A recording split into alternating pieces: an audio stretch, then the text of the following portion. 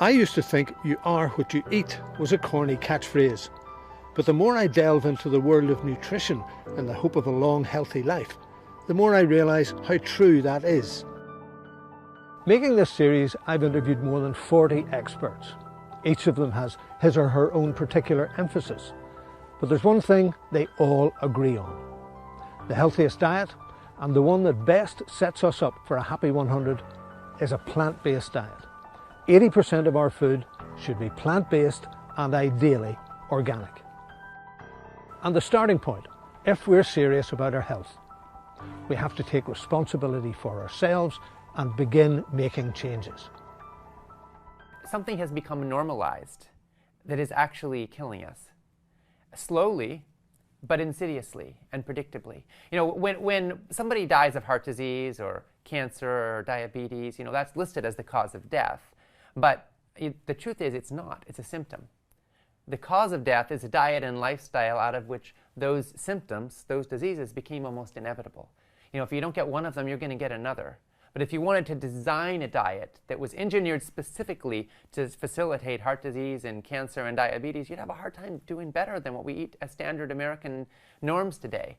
I mean, we are eating a diet that is so low in fiber, that is so high in added processed junk.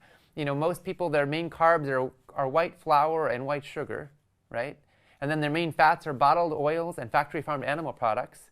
And you know, when you look at a situation like that, no wonder we're sick. No wonder our kids are suffering from diabetes and obesity. And the tragic thing is a lot of people think it's their fault.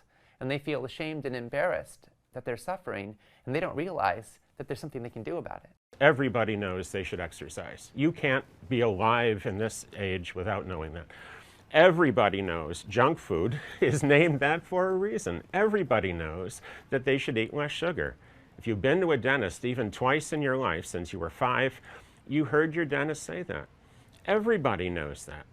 Everybody knows that it makes sense to take a good multivitamin. Doctors have been saying this for 80, 90 years, and they're reliably telling us that it's nutritional insurance. When we shift our mindset from what's easy and most pleasing to what's going to give me the best strength, energy, and vitality, we start making different decisions. We start looking at food and water differently, and we start looking for things and noticing reactions that our body has when we're consuming foods. Using nutrients, you know, to help keep the body, you know, in an anti-inflammatory state, using the diet, you know, like we were talking about, you know, eating an anti-inflammatory diet, all of that takes stress off the body. And so, I mean, I think if at any point in history, now is the time where we are going to be able to live longer and longer. Clearly there are different perspectives on nutrition. And it strikes Trevor and me sometimes that it's a bit like the religious and political situation in Northern Ireland. It boils down to not having much tolerance for the other person's point of view. And in the health world, that can happen. And that infighting can be very off-putting to people who are beginning to take control of their own health for the first time. And surely that's the thing we want together to encourage. Under my recommendations around this daily dozen list of foods I encourage people to include ideally in their daily diet. So I talk about people should be eating the healthiest vegetables, which are dark green leafy vegetables, particularly cruciferous vegetables, the cabbage family vegetables like kale, collards, broccoli.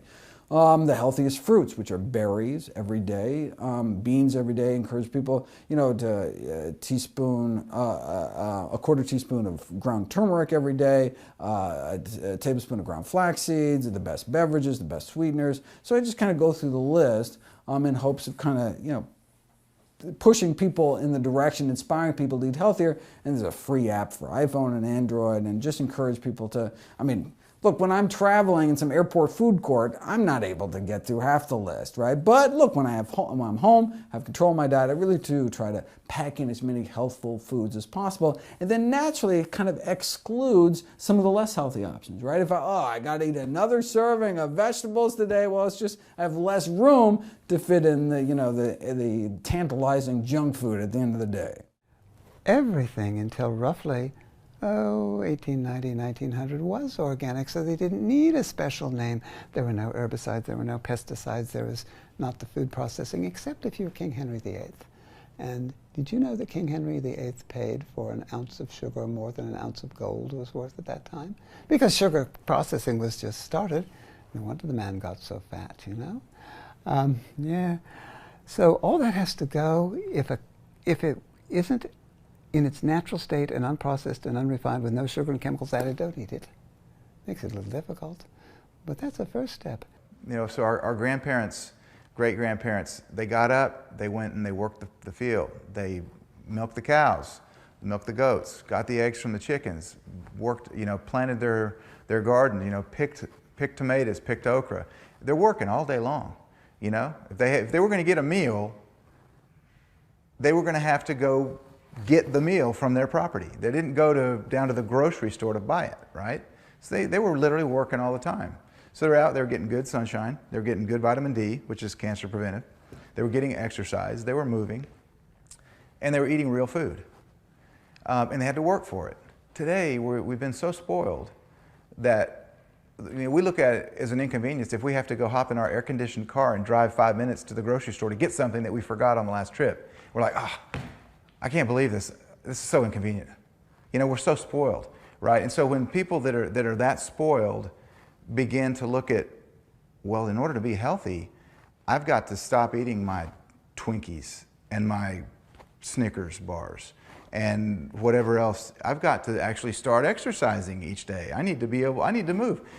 God forbid I have to sweat each day to detoxify my body. You know, there's this list of things that really aren't difficult things to do, but they take determination. And I think we've lost a lot of determination in this generation. There's no guarantee in life. I mean, we live in a world where we're all exposed to toxins beyond our control, right? And so there's no panacea or magic bullet that you just do this and you're guaranteed immortality.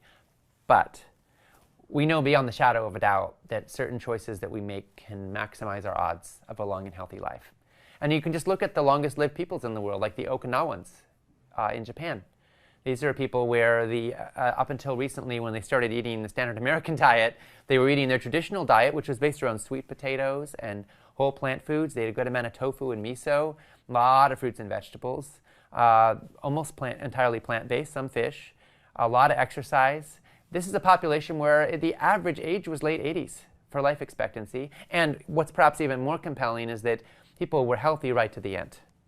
And this is still true for the people eating the traditional diet over there. But when they eat our diet, they have all the diseases we get, and their life expectancy drops by 15 years. So we see right here so clearly the power of diet. And this is true with many people who they move to the United States. They have the same genetic heritage as their relatives who stay back home. And if their relatives are in Asia, where typically it's a more plant-based whole foods diet traditionally, then they start dying a lot sooner. And, you know, so it's not just genetics, and it's not just culture, it's also what you eat. It was what he was eating that came close to ending John McMahon's life. Listen now to some of his story, and the stories of our friends Timmy Sentner and Daryl Joffrey.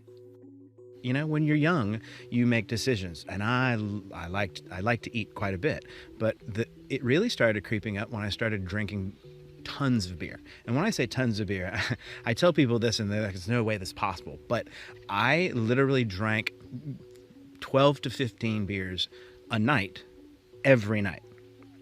And more when we went to play gigs. And, you know, it got to the point where I looked in the mirror and I was like, oh, wow, I need to do something. I need to do something to get in shape. And, you know, over the course of time, even tried several different methodologies of trying to lose weight, but it really just sort of crept up to the point, and I was like, wow, I need to do something. I need to get some kind of control over it. I was 312 pounds. I had, I'll tell you the numbers first, then I'll tell you emotionally what it was like. 312 pounds. I had been as heavy as 357 pounds, but before I started this journey, I was 312. My triglycerides were 880. For those of you that don't know, for metric or for the US, 880 is about 8 times, 800% more than what they should be. I mean, high triglycerides are 200, 300, mine were 880. They had been as high as 2,170, okay? My blood was literally just pure fat because I just ate junk food. I just ate out. I just ate fast food and pizza and chocolate and chips, and that's all I ate. You know, I've never really been a depressive person. And the most interesting thing is, even though I have some before and after pictures that are incredibly dramatic now, you'd be surprised at how much I actually weighed. At my highest weight, I stepped on a scale and weighed 252 pounds, but I carried it well. That's the most interesting thing. If I told somebody how much I actually weighed, they would shake their head in disbelief. I mean, that you couldn't possibly weigh that, you know, but I did. It was amazing. I think the most amazing thing about kind of my health history was, at the time I thought I was doing all the right things for my health. I was taking supplements, I was exercise, but I had a hidden skeleton in the closet, my addiction to sugar. So I was going out adjusting a patient, and then I go back into the room and I eat a Caramello bar or a chocolate bar. And in my book, Get Off Your Acid, I call myself the shoemaker with no shoes, because I was literally a walking contradiction. And I didn't think that I was really overweight, but I was actually 50 pounds heavier than I am today. My willpower was so strong that I would adjust 50, 60 people a day, and I get through the day, but I was wiped out. I had no energy. I get up, I do it all over again. And I knew that there was something off. There was something wrong with my body. So what was that like, to live like that? Well, it was a life of this cycle of up and down. And it was a cycle of numbing out, because that food, especially when you get to be a diabetic, and can literally like numb you out. Like if here in the US, you know, we have this Thanksgiving feast every year, and everybody talks about that post-Thanksgiving, you know, you fall asleep, whatever celebration that we have, and we eat a lot of food. Well, that's what it was like every day. I would numb myself out to the feelings of anxiety and guilt and shame. And it was the cycle then of and then looking just forward to the next meal, and you'd eat, and you get a little shot of stimulation, but it doesn't last long, 10, 15 minutes.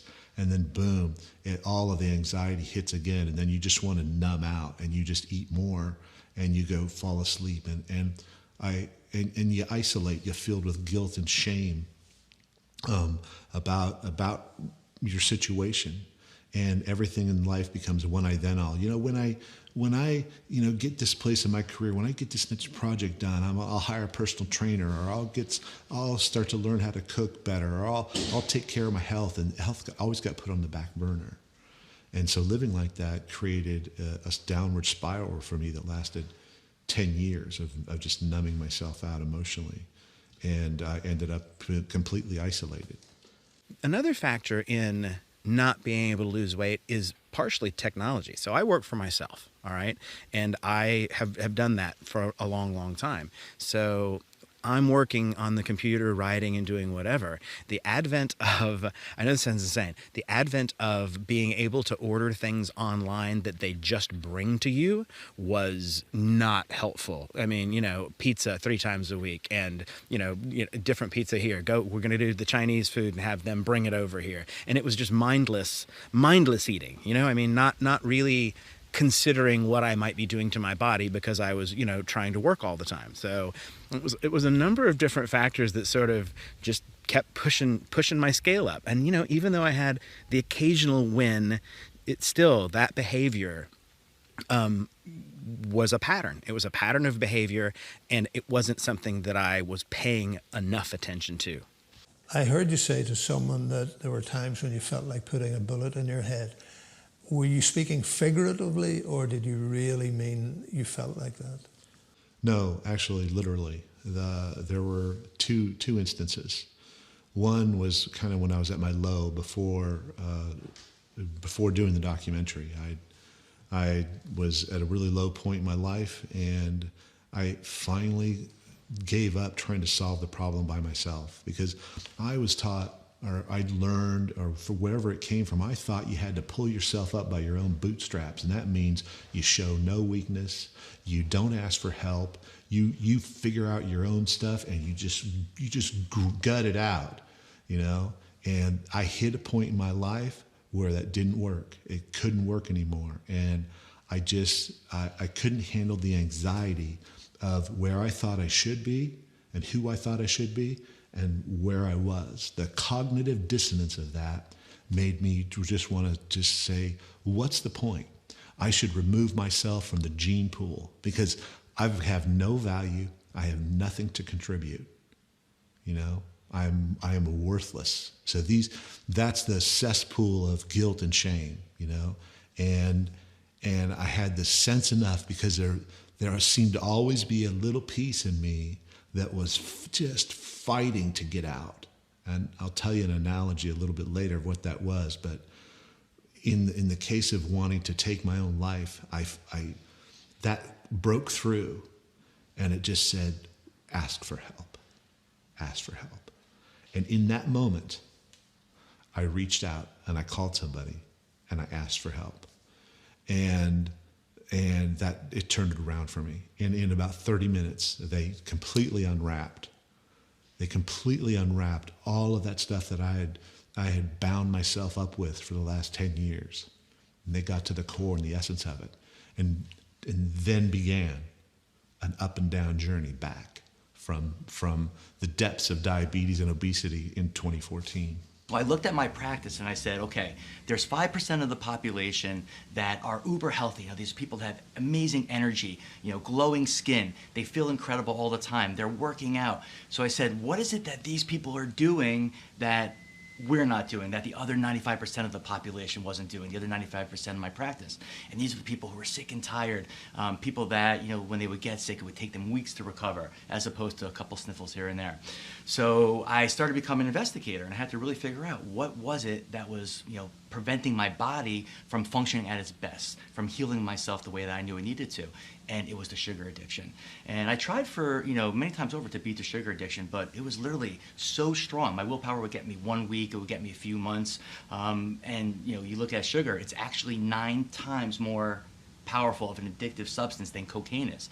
You know, when you look at laboratory rats, they actually injected rats with cocaine, and they got them addicted. And then they gave those same rats sugary beverages, and 94% of the rats chose the sugary beverage. So it's a highly addictive substance, and that's why so many people crave this stuff. So for me, I realized that deprivation wasn't the way to work. It never works. And, you know, with my clients now, I have that same approach. It's not a deprivation-based mindset. So as I started to follow the evidence led me to acid, to inflammation. I realized that my body had become so acidic, so inflamed from the sugar, that I had a massive depletion of minerals. So what I did was I just kind of changed the way I approached it. Instead of the deprivation approach, I started with the add approach. And I just took a green juice, which is high in minerals, and I started drinking that every single day. And then I took a rebounder, which is like a mini trampoline, and I just started bouncing for 10 or 12 minutes. And it was incredible. Within a few days, my energy had changed. I had started dropping weight. And in about 3 or 4 months, I had dropped 50 pounds. And the only difference was I added 2 green juices a day, and I was jumping on a rebounder. So I was detoxifying my body, but also giving my body the minerals that I was heavily deficient in. So the bell went off. I was like, okay, why are people really sick? It comes down to 2 things and 2 things only. People are toxic and they're deficient, and it's a combination of the 2. I always use the analogy, if the plant gets sick, right, what do most people think? Give it water. What will most doctors say? Drugs or surgery, right? But we got to get back to the common sense. Give that plant water, give it sunlight, give it nutrition. Maybe there's some toxins from the gas station next door that are leaking into the soil. And as sure as that plant is not too far gone, all right, the plant has the ability to heal itself, and we're no different. So that was my approach, and here I am. Got 18 years later, and my life is different. People change their diets for all sorts of reasons. It might just be to lose a little weight in the hope of feeling better about ourselves. For others, it might be a lifelong commitment in the hope of leading a long and healthy existence.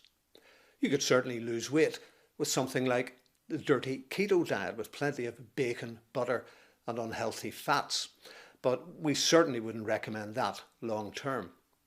In these stories, Timmy wanted to lose weight. John wanted to save his life. I'm still not sure I get why. What was it that changed? Why this point? Why this time in your life, this time in your obesity? What was it? Was there something else you can add to explain why that particular point, and that it really was a turning point? Not a false hope, not a false turning point. It was a real turning point in your life. Well, it was a real turning point. It was the first time I had asked for help. And on this journey, I'll tell you, there is a lot. It's not for lack of knowing. that so many people out there, they know, most people know what to do, and they know that we live in a world of processed food and unhealthy environment, and et cetera, et cetera. But the disconnection that I had from other people, the isolation where you think we're connected. We got cell phones, we got Facebook, we got social media. We're connected like we are never before, but we're not connected with our hearts and in a quiet presence. We're really seeing each other, right? And that like sitting around the table after dinner kind of connection, That's what was missing. And when I reconnected and when that got unpacked for me, a light went on. And there's this missing component. It's not just nutrition. It's not just movement, exercise. It's connection. And I got to the bottom of that on one of my last interviews of the documentary with Dr. Dean Ornish on October 12. And I tried to get him to talk about all of the technical brilliance and expert information that he had to talk about lifestyle diseases. And all he wanted to talk about, he kept steering the conversation back to connection and love and support. And that was the difference. So it's definitely been a process, and there was certainly a catalyst at one point when we really started down this particular part of my journey. My son, who his name's Thomas, and he's 16, and about a year ago, probably a year and 2 months, he came to me. He said, "Dad, I feel fat, and I want to do something about it." And I was like, "Okay." And as a parent, I looked at it from the perspective of, this gives me a bonding opportunity for one thing. And if I can equip him with the knowledge to be able to do something, then he'll take that with him for the rest of his life. Even if things got out of control and he gained more weight than he wanted to at some point again, I felt relatively confident that I was going to be able to equip him. And he's lost about 40 pounds. And he's also shot up another 1.5 inches. But and those two things together have completely changed the way he looks. Like his before and after, I actually shared online, and people were like, "That's unbelievable." And the same with me. The most likes I've ever gotten on Facebook were when I went, "This is what it did look like, and this is what I now look like." And it wasn't a magical process, but it's a magical result. I was really looking forward to meeting Dr. Ben Johnson, a medical doctor, a naturopathic doctor, an osteopath. They're just a few of his qualifications.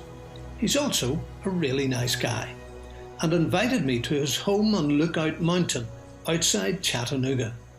What we want to do is control blood sugar spikes. So that's called sugar. And let's define sugar, because sugar is not what you think it is. So sugar is sugar, of course. Sugar is corn syrup. Sugar is potatoes. That includes potato chips. And that's corn. That includes corn chips. Yes, I just hate it because I love them, but just can't do it. Grains, so wheat, that's bread.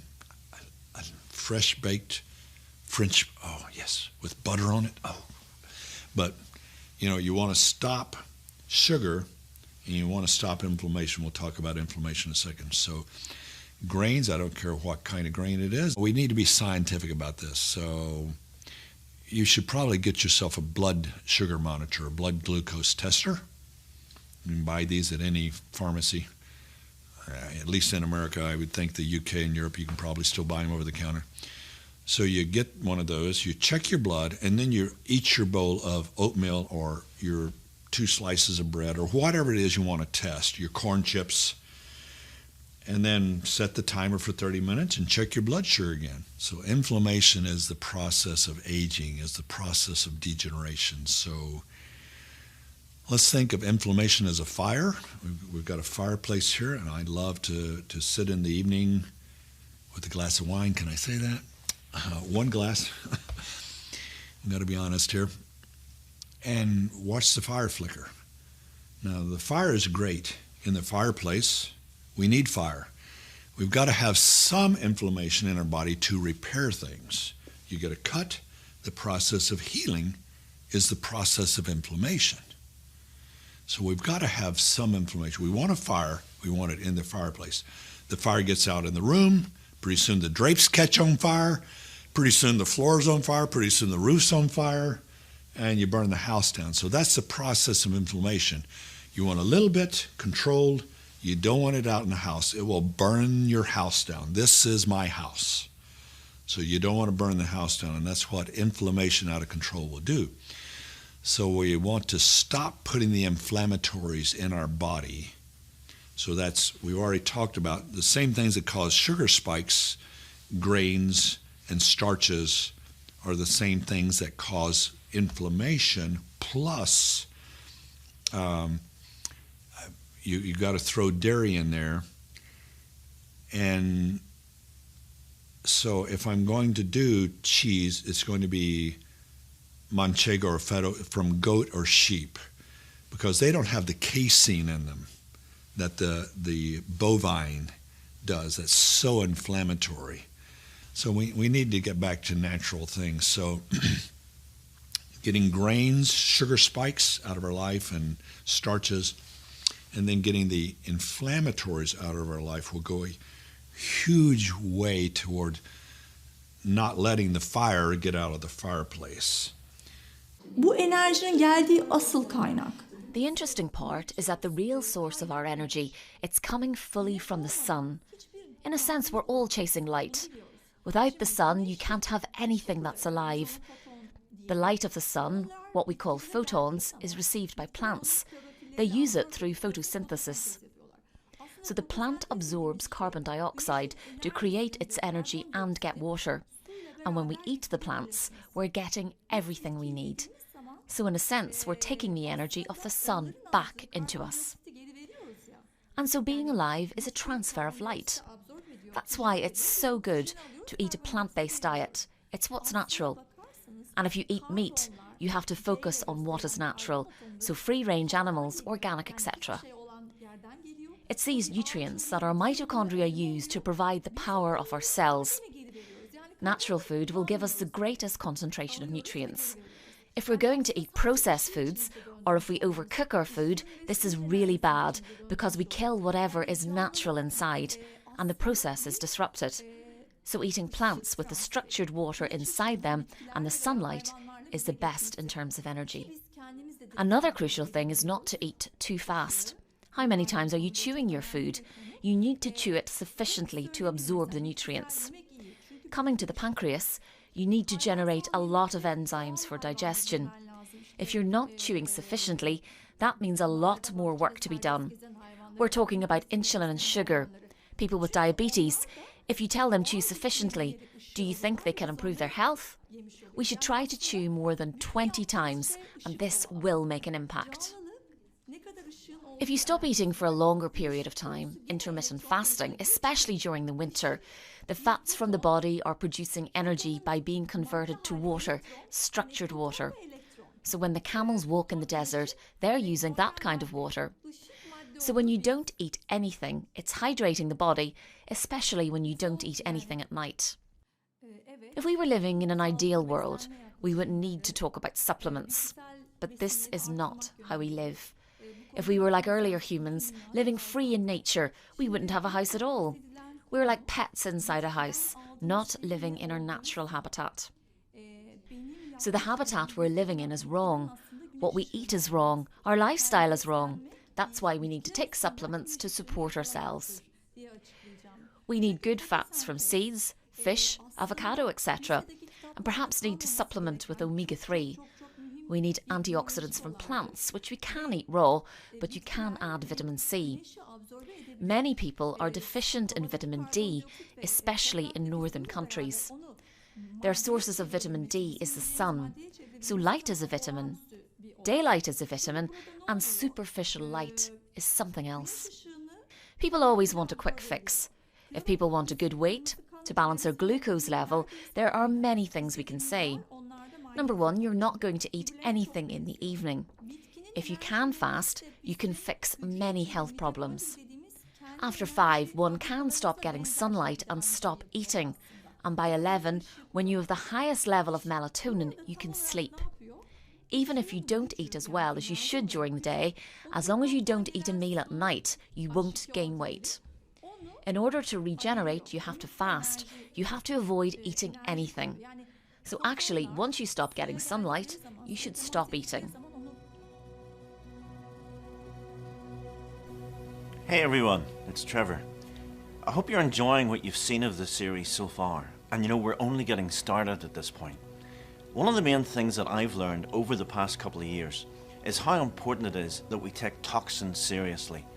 I recently heard David Wolfe speak at a conference in California, and he said that in his opinion, figuring out how to get toxins out of our body is actually way more important than figuring out how to get the nutrition into our bodies. Now that really made me think. I guess if we've never taken detox seriously, we could have 30 years of gunk in there clogging everything up basically. It's kind of like a car that has all the injectors and the filters totally clogged and overrun with dirt deposits. At that point, it doesn't matter how good the Ferrari is or how good the fuel is you put in there. The first thing you got to do is clean that thing out. So we really need to have an effective plan, an action plan if you like, to actually implement things that will make a difference. So please bear that in mind as you watch and listen to what's being said in all these episodes. You are the only one that can deal with your own health issues. Your doctor should only be there as a trusted advisor, but it's you that's responsible for keeping yourself on the road less travelled. Starting tonight, we're making you a very special limited time offer to get this whole documentary series, all 10 episodes, either on DVD or online in a VIP membership site. You'll also get the recordings of every single interview, over 60 of them now. And there's an action guide, an insider's guide, and other resources that will help you as well.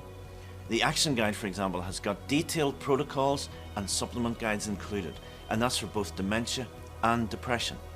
And as well as that, you will get access to 6 live question and answers with doctors from the series, where you can ask your own questions. And we'll give you access to previously recorded Q&As from an earlier showing as well.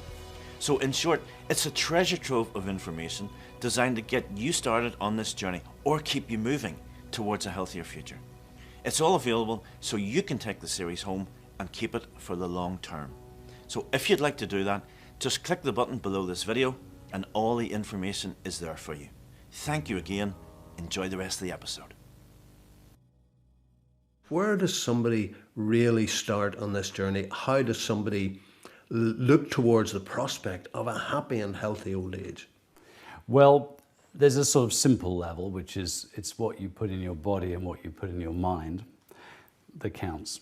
But I've really studied the difference between healthy people and unhealthy people. We have on my website a questionnaire, 100,000 people have done it. So I've really looked closely at those who score high on health scores. And there are 5 essential processes. One is blood sugar. So sugar is key. Stabilizing your blood sugar, becoming a master of your blood sugar control, that's one. Another is oxidation, antioxidants. You know, we make exhaust fumes when we burn foods. If you smoke, if you live in a polluted city, if you eat a lot of fried food and you don't have fruit and veg, all the multicolored stuff. So that's the second, increase the antioxidants. And by the way, if you stand on the earth, with bare feet, or you sit on a rock, that is antioxidants, because the earth receives free power, free electrons, 50,000 lightning strikes a day, approximately. So you actually discharge your oxidants by being on the earth. It's interesting. The third is water, terribly important. We are 2/3 water, hydration. The fourth is fats. I call it lipidation, but it's both the omegas, like omega-3, fish, seeds, and so on, and vitamin D. Again, we do not get enough vitamin D, so sunlight is really good for you. And the fifth is something called methylation, which is absolutely key to the aging process, and it's to do with B vitamins. A lot of people later in life are not absorbing enough vitamin B12. Most vitamins, like vitamin C, vitamin A, we absorb very well. The body knows what to do. But B12, when you get older, if you start to lose your stomach acid production, which is actually what happens, you don't absorb B12. And then you can't do methylation. And there are 1 billion methylation reactions every 2 seconds in the brain and body. When you talk about epigenetics, genes, how you turn them on, how you turn them off, that's done by methylation. So we know that methylation is key, for example, for Alzheimer's protection. that is a preventable disease. National Institute of Health in America attribute 22% of the cause of the risk for Alzheimer's to having a raised homocysteine level, which is the blood test for methylation, lack of B vitamins, and 22% to a lack of seafood or a lack of omegas. Just those two. Dealing with those two will cut your risk by at least 1/3. This is the era that we're learning about nutrition and toxicity and hormones and sleep and exercise and relaxation. All these modalities our parents and grandparents didn't know about. They didn't have to, because if they grew up on the farm, it was happening automatically. Nowadays, you have to create the farm experience. You have to go out and exercise. You have to take enough vitamin D. You have to eat the whole foods, the fresh foods. And all of these things cost money. They take time. And oftentimes, you're still somewhat ridiculed for the fact that you're a health nut. Though, I think the trend is people are realizing that if they don't do it for themselves, their doctor's not going to do it for them. The government's not going to do it for them. Institutions as a whole are not working. So people are realizing maybe I better take charge of my health myself right now. We know we have to eat. We know we have to drink water. We know we have to go to work. We know we have to pay taxes. There's things we have to do. And yet they let their health go under this weird idea that some doctor, some health service, some insurance plan, and some pill is going to save their bacon at the last minute. And it's just not going to work like that. I think that people should really understand that when it comes to the regenerative capacity of their cells, it doesn't matter what tissue. They could be looking at their skin, maybe they have some fatty liver. There are those stem cells within those different tissue types. And when given the proper ingredients, which are just usually wholesome organic food and really good quality water, and when the toxicants that are in our food and our water are removed from those tissues, the stem cells are able to regenerate. And that's when you can see a profound difference in biological age. One of the most classic examples is when they gave Italian women a directive to stop smoking. They tracked them for 9 months, and within that 9-month period, their biological age regressed 13 years. They showed the skin before and after, and it was just amazing to see that really we're often just getting in the way of the regeneration. Get the chemical cosmetics out, get clean air into your house, stop the habits that we know are harming us, and you'll see that your body will come back, you'll look younger, you'll feel radiant, and ultimately it'll end up causing you to live much longer.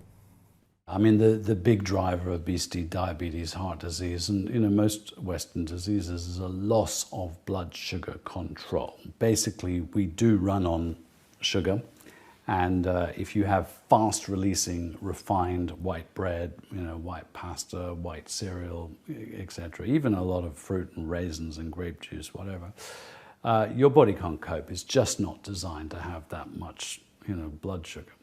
So we can measure how much a food raises your blood sugar, which is called the glycemic index. And that's, if you like, the quality of the food. And then there's the quantity, which is how much you eat. So if you multiply the quantity, i.e. is it 1, 2, or 3 pieces of bread, by the quality, is it brown or white, you get the glycemic load. So that determines what's going to hit your bloodstream. And if you eat protein with carbs, so you have some nuts with your fruit, for example, or you eat some fish protein, with some rice carbs, that sort of lessens the blood sugar load. So maintaining a low glycemic load is fantastic. And we have people who are losing, 7 kilos every month, but never feeling hungry, because it's blood sugar highs that cause fat gain and blood sugar lows that make you hungry. So becoming a master of your blood sugar control means more energy, less hunger, no cravings, and no weight gain. One of the most interesting splits that we came across as we made this episode was the split between people who believe there should be fats in our diet and people who believe that fat should be as far away from our diet as possible. In that camp, you have people like Dr. Joel Fuhrman, and he was one of the doctors that John McMahon consulted as he took that journey in iThrive to lose all his weight.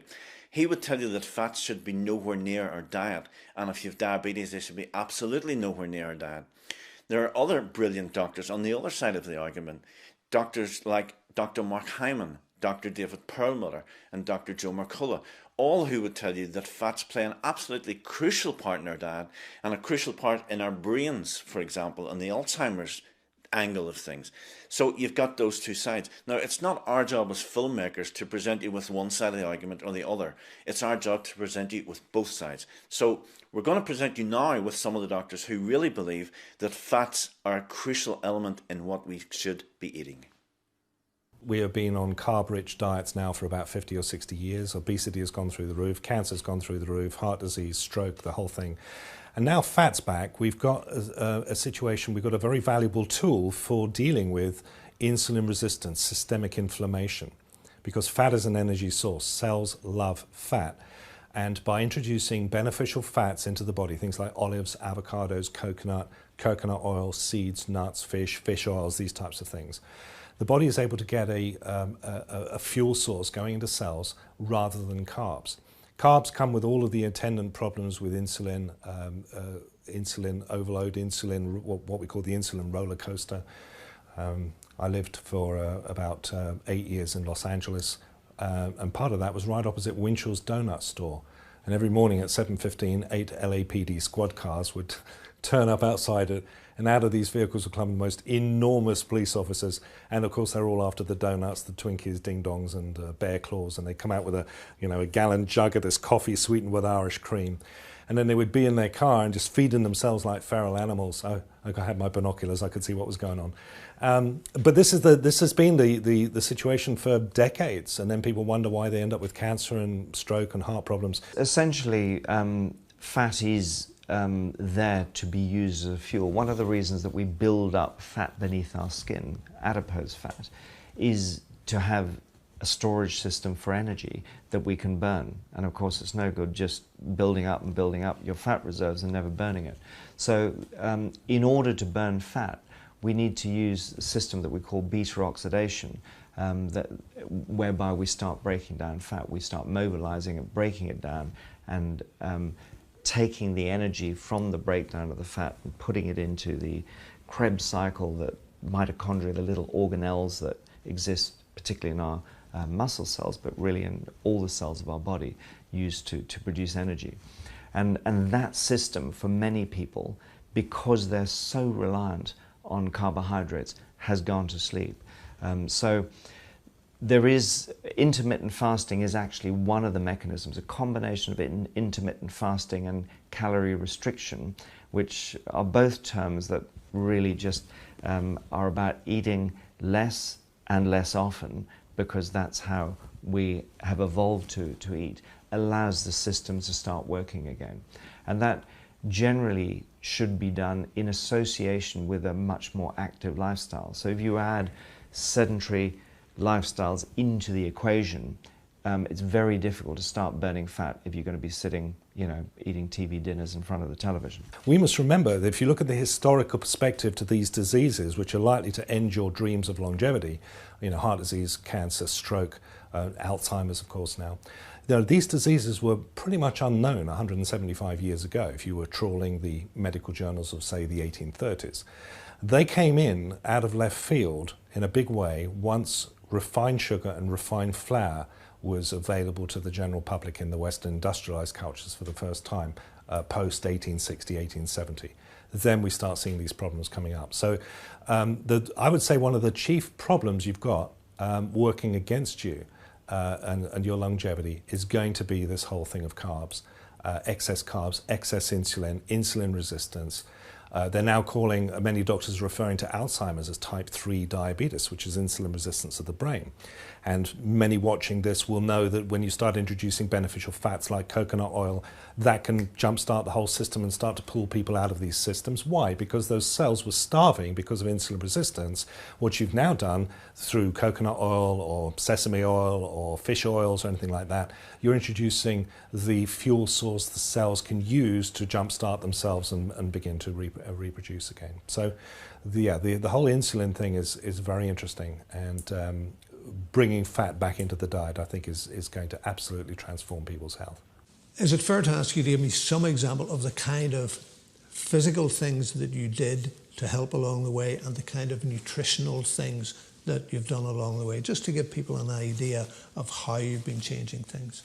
Absolutely. So I tried to, of all the experts that I interviewed, what I ended up finding out from my perspective was that I needed to get rid of the diabetes, the insulin resistance first. That's a terrible condition to have, because it just wreaks havoc from your body, from the tip of your head to the bottom of your shoes. I mean, from amputation to blindness to Alzheimer's to heart attack to kidney disease. I mean, it just wipes you out. It's the underlying cause of death for all the top causes of death, let alone already being in the top 10 of its own. So what I did first is I first realized that I had food addiction. I interviewed Dr. Susan Pierce Thompson. She educated me on food addiction. I never even knew that was even possible. I was a 10 on her scale of susceptibility of 1 to 10. But and so I knew I had to make radical decisions. I couldn't just make an intermediary decision. And so I chose the most conservative or the most aggressive path to reverse my disease, and that was with some of the doctors that I'd interviewed that were they were plant-based, salt, oil, and sugar-free, and that's where I was headed: whole food, plant-based diet. And I tried and tried and tried, and I kept getting sucked back in and feeling more guilt and more shame back into fast food or pizza or chocolate or chips or, whatever it was, hamburgers. And then I also, interviewed, psychologists, and Dr. Doug Lisle helped a lot unpack the challenge that we face in our modern environment, from our own genetic drive to want to find the richest food in the environment and eat as much of it as possible. So, and he took the guilt and the shame away by saying, look, it's not your fault. You're actually doing exactly what you're designed to do in this environment. And doing that, some people, depending on their genes, might not show it on the outside. They have the genes that don't, but it's eating away at the inside. Some people show it on the outside. You do too. But it's okay. You're not broken. And to hear that I wasn't broken, gave me back the hope that I have control. But there I was, making the smart thing now to ask for help. So I was learning that, man, you got to educate yourself. You got to ask for help. And so I decided to do the whole food plant-based diet, salt, oil, and sugar-free. I wanted also to do fasting, pure water-only fasting, to reset my gut microbiome and do neural readaptation of my taste buds. Because right now they're used to being overstimulated with salt, oil, and sugar and fat and all that. So I tried to do it on my own, and I couldn't. I tried for like 2 or 3 weeks. I couldn't get through one day, and I kept cheating, and I thought, what is wrong with me? And finally I decided I'm going to go to a medically supervised water-only fasting clinic. So I went to the top one in the world, that's True North Health Center in Santa Rosa, from the doctors that I had interviewed there, and I said, check me in, I cannot solve this problem. The day I checked in, I went to Omelette Express in Santa Rosa, and I had Eggs Benedict, hash browns, coffee, toast, and biscuits, and I just ate like crazy. And I went right from that breakfast to the clinic and checked in. So that was December 18 of last year. So how you saw me at my worst in the documentary was still the way I looked this last December 18. And I ended up I was going to shoot for a 10-day water fast. And then I was 10 or 12. And then I thought, well, may as well do 2 more days. I'll have 2 weeks, 14. I hit 14. I thought, let me try 21. So I did 21. I thought, I'll do another week. So I ended up doing a 32-day medically supervised water-only fast. And then I stayed at the clinic because they have a chef and a cafeteria there. And I ate clean, whole food, plant-based, balanced meals, salt, oil, sugar-free for another month. Okay? After a week of refeeding, the refeeding was just like the first 3 days after the 32 days was vegetable broth and squash, okay, a little bit of squash for 3 more days. And then another 3 days, a little bit more, another 3 days. So like 10 more days after the 32 days of water only, I was still only having very gentle food.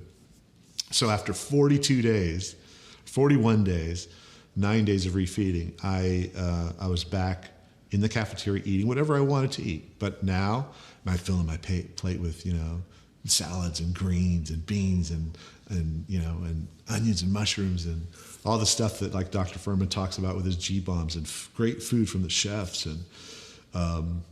And so I felt great, and my craving levels were like where they were of 8, 9, 10, they're like a 1 or a 2, And then I also got connection with a lot of other people there, and that's where I learned the connection piece. I would socialize with people on the same journey, with the same path, that want the same thing out of their life. And that was the path that started it. Chris Wark from Chris Beat Cancer has an interesting history with the keto diet. He used to recommend it highly for cancer patients, but after going through a lot of studies, he changed his tune and now does not recommend it for cancer. There are some reports that suggest it might be helpful for patients with diabetes, but even that's highly contested. Our advice is, if you're going to go for keto, do it alongside your medical professional. For the record, the way that I've lost this weight, and I've lost approximately 90 pounds, which I say it out loud, and my brain in the back of my head still doesn't really process that. But occasionally I pass a mirror now, and I'm like, wow, I don't even okay. I've passed a mirror and gone, wait, who is that? In a way that shocked me. But so we're ketogenic, all right. And why did I choose keto? Well, for one thing, I understood the mechanics behind this particular diet. A ketogenic diet is high fat, but let me discuss that in just a second. High fat, moderate protein, and very low carbs. All right.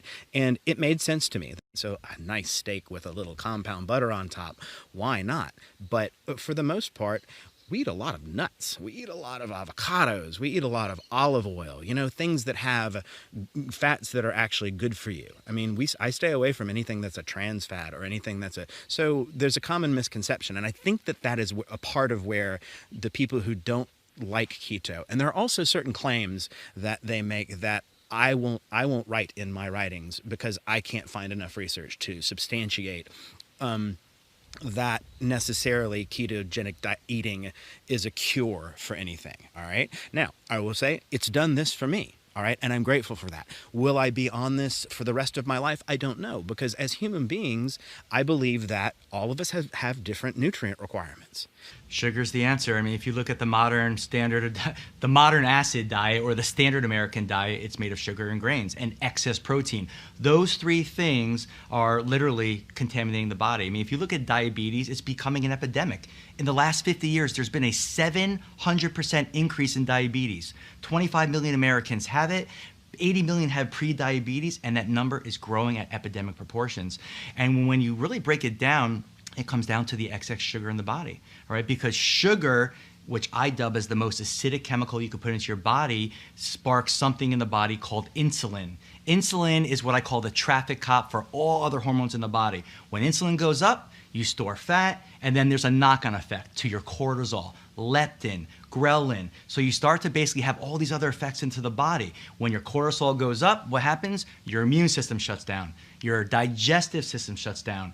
You start to develop things like insulin sensitivity, leptin and ghrelin sensitivity. Why are leptin and ghrelin so important? Those are our hunger and satiety hormones. So when you get resistant with those hormones, basically your body's sense is now off. The brain thinks, I'm always hungry and I'm never full. So what happens? It becomes a vicious cycle over and over and over. So these people find themselves eating more and more, but what foods are they eating? Foods that are high in sugar, carbohydrates, all right, and grains spike your insulin just as much as sugar does, right? And a lot of people aren't aware is that the average American consumes 5 times the amount of protein that they should. And when your protein intake goes more than 15% of your daily caloric intake, guess what happens? It turns to sugar via your liver pathway. So what happens? The cycle all over again. Insulin goes up, and then the vicious cycle happens. So it's really a sugar problem.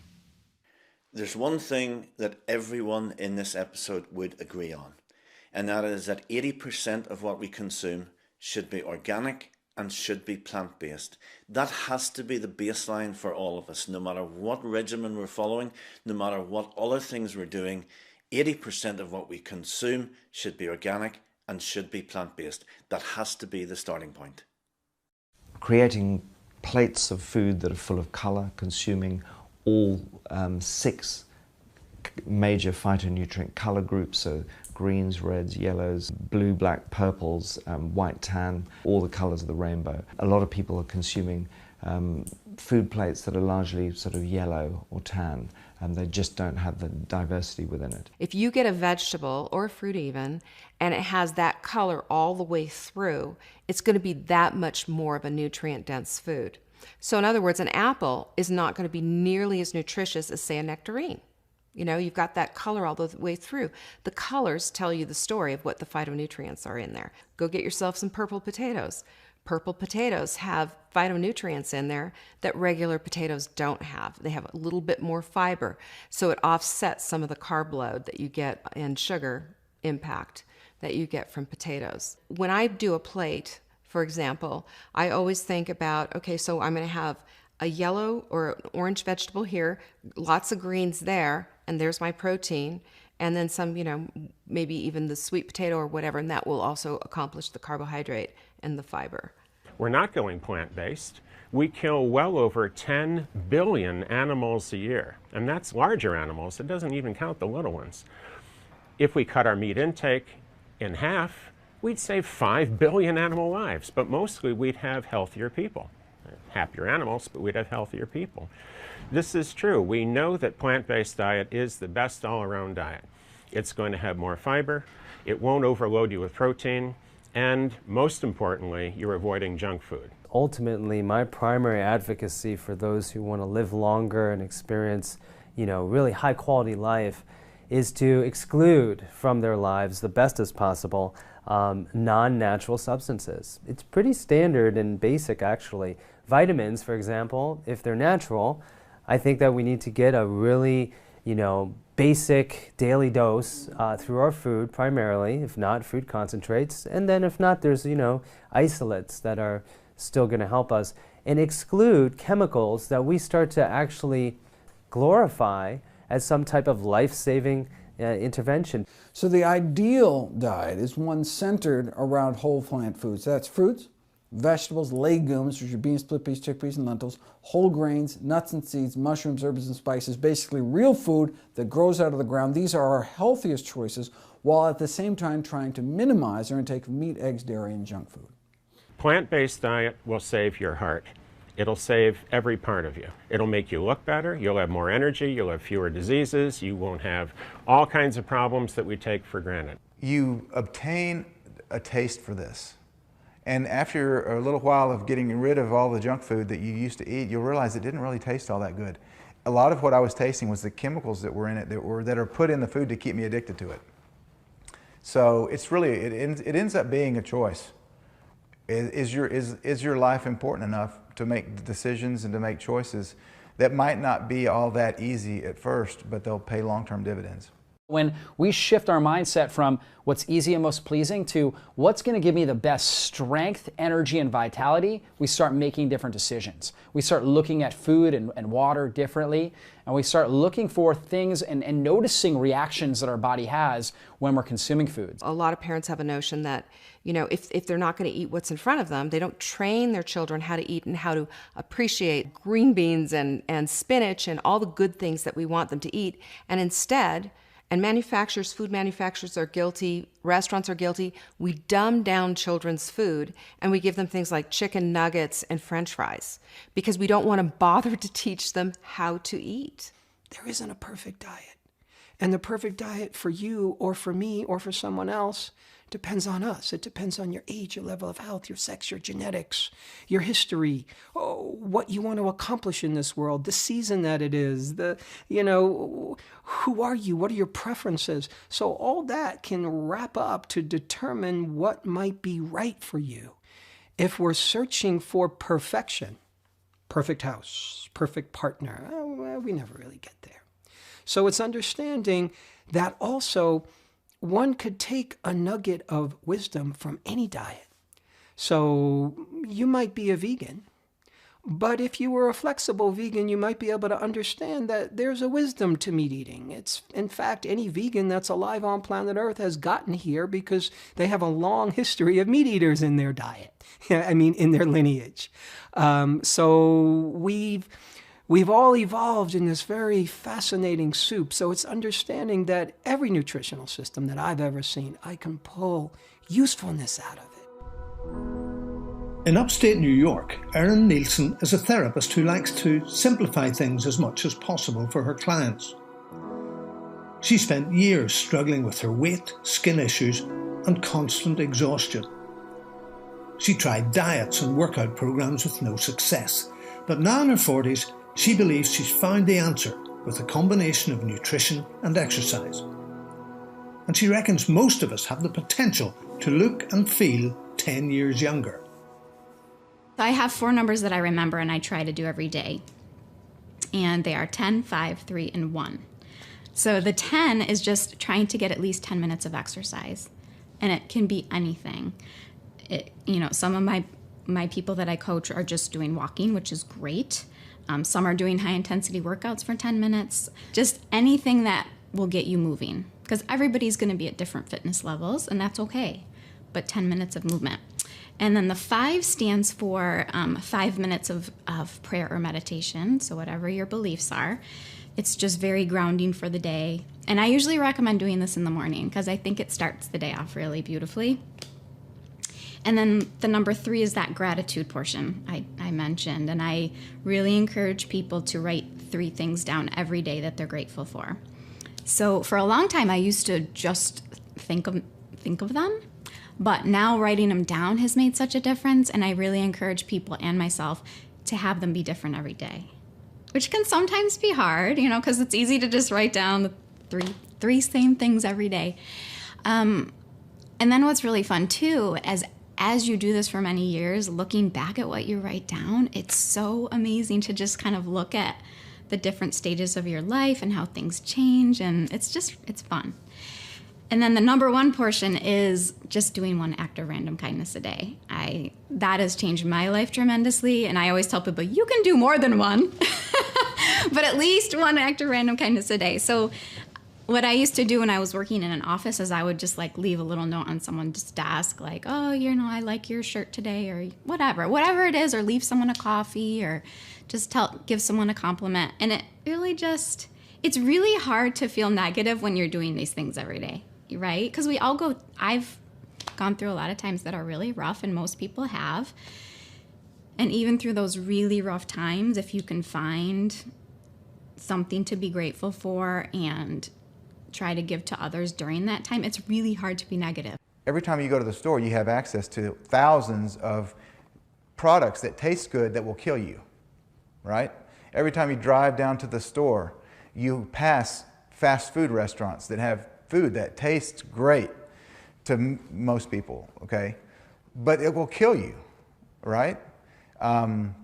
So there's this conflict of, am I disciplined enough to make the proper choices in my exercise, in my nutritional regimen, my dietary regimen, to make decisions that I know will help me to live a long life? Do I apply this knowledge and become wise enough to detoxify my body so my organs work better, so that I can live a long life? Or do I just give in to do what's easy and fulfills my taste buds right now?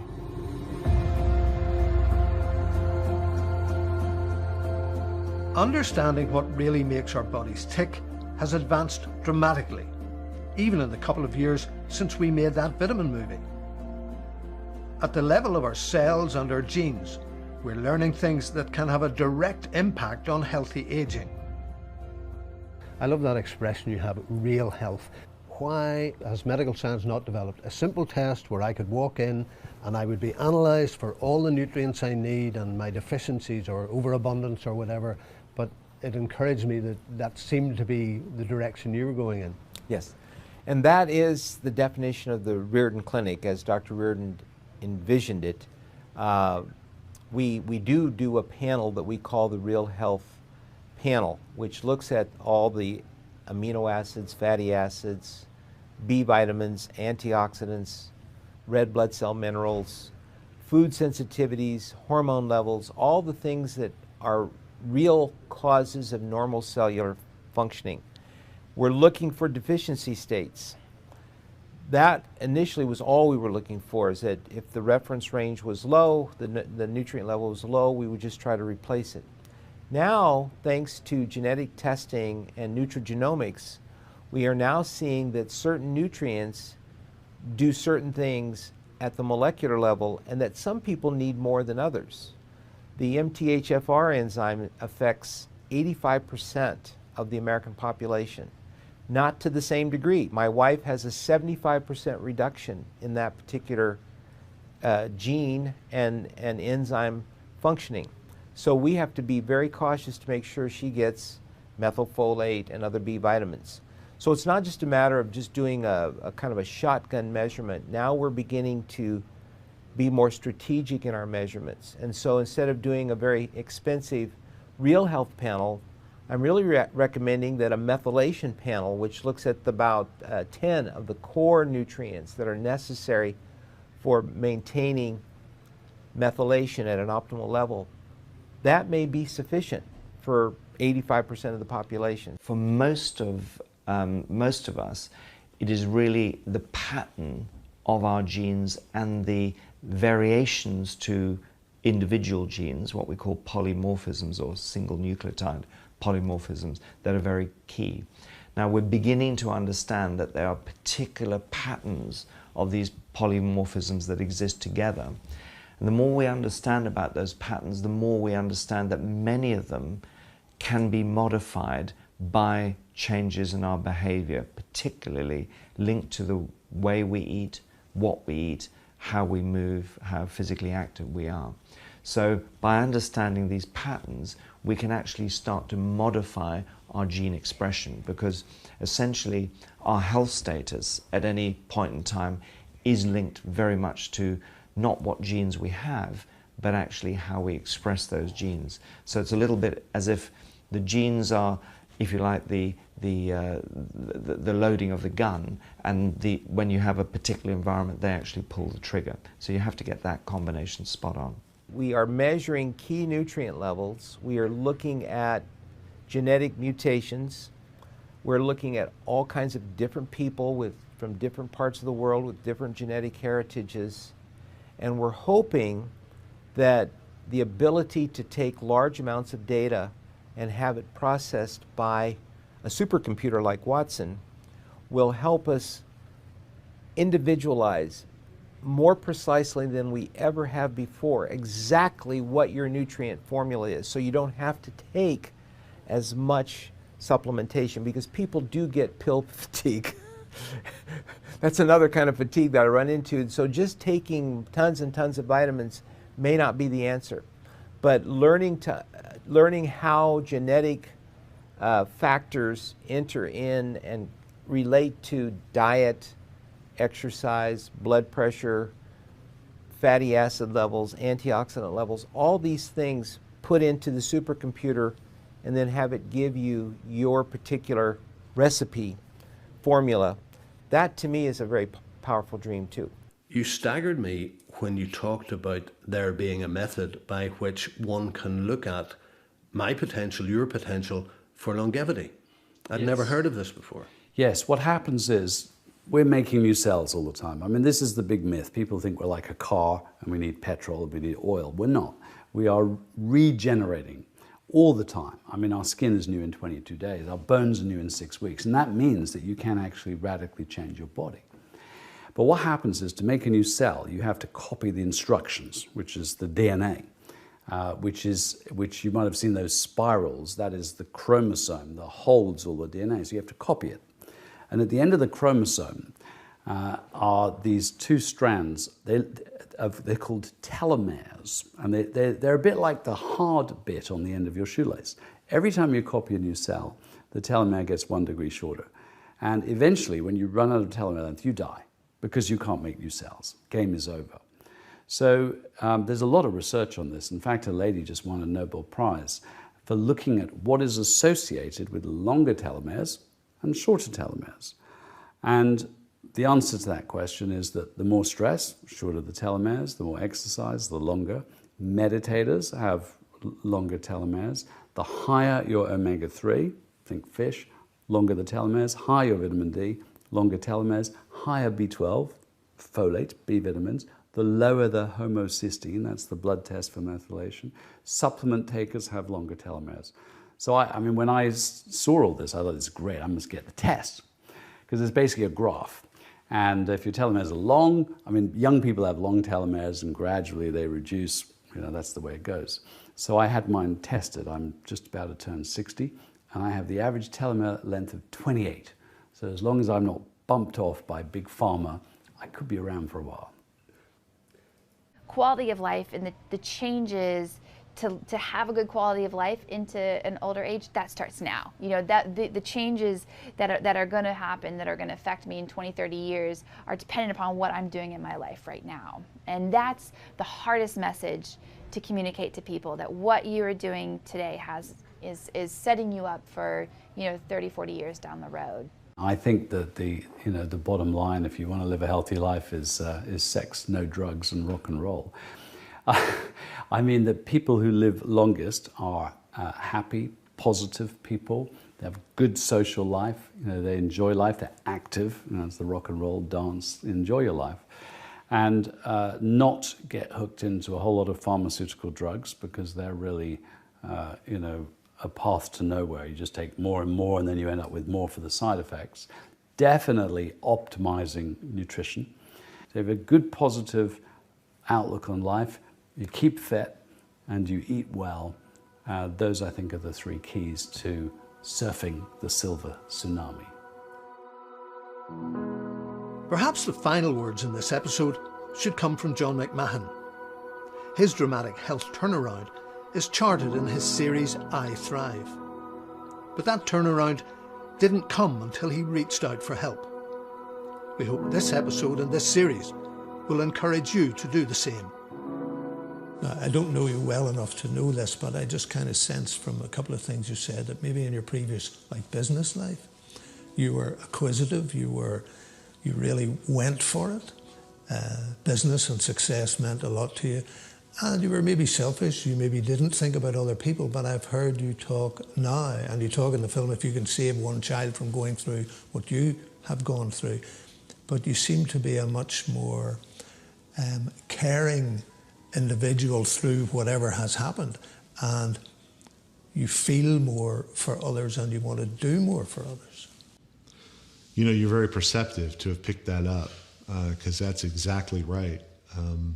I came from the corporate world. My degree's in computer science, telecommunications. I worked managing the Sprint network for a long time in operations, and went out and did some really big startups, was at the top of my game, and hit the internet boom. And my ego needed to be checked. It was all about self and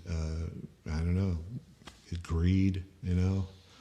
I wasn't the best person in the world, and I feel like, to make a biblical reference, that in order for me to do my life's mission now, I had to be sent out into the wilderness like Moses, 40 years. I did my 40 years in the wilderness in 10, but that's what happened. I needed a beat down, and for my true essence to emerge. And you've big plans still to look forward to in the near future? To serve. Transformation is my life's work now.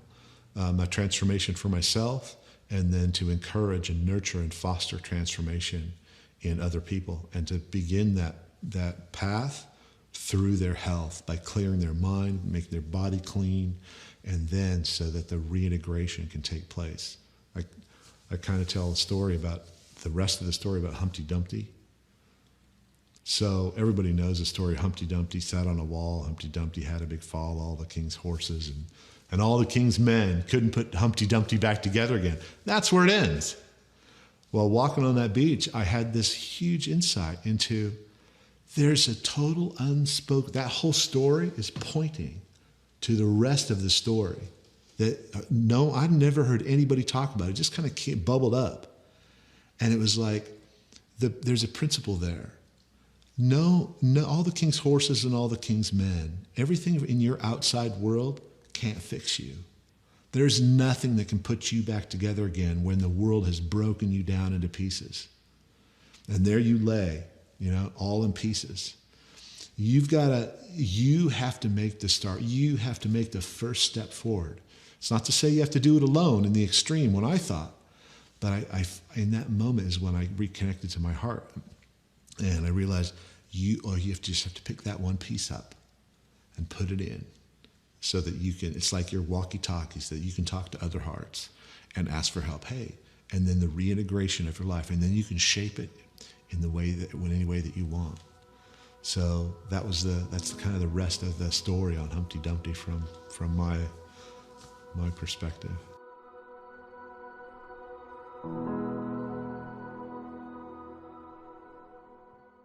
So, welcome back. That was episode 2 on nutrition. 2 really interesting stories in there. First of all, my good friend Timmy, and secondly, John McMahon. And John has an amazing story. I mean, the whole I Thrive production, the whole series, and especially his own personal transformation, I actually found fascinating and ridiculous what that man's achieved. Amazing. It's amazing to me. And one of the things is, I hope that in this episode you've seen some things that make you take pause, that opened your eyes to the possibilities of several different methodologies, several different ways that you can implement nutrition in your life. Absolutely. Absolutely. So, episode 3. Episode 3. Now, interesting, because as you actually said to me last night when we were discussing this, type 3 diabetes. Type 3 diabetes. There's a school of thought and a number of doctors that have started using the term type 3 diabetes in describing Alzheimer's disease. And it's an interesting link, and it's something that people need to pay very close attention to because of the level of diabetes. Type 2 is on the rise, and if those two things are as directly connected as some of these doctors think, it's something you need to pay very close attention to. Yeah, absolutely. So next episode is on Alzheimer's and dementia. So please join us, 24 hours.